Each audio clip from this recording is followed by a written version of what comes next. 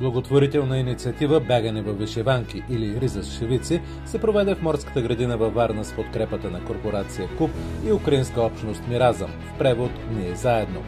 Вдъхновените участници пробягаха разстояние от 2 или 5 км и събраха средства, които ще бъдат използвани за купуване на лекарства и медикаменти за българите от Украйна, които воюват на фронта.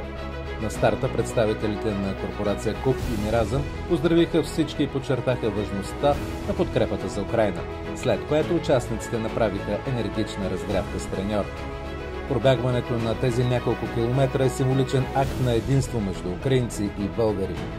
На финала всеки получи медал, който се превърна в символ на благотворителността. Благодарим на всички, които се присъединиха за техния патриотизъм и доброта.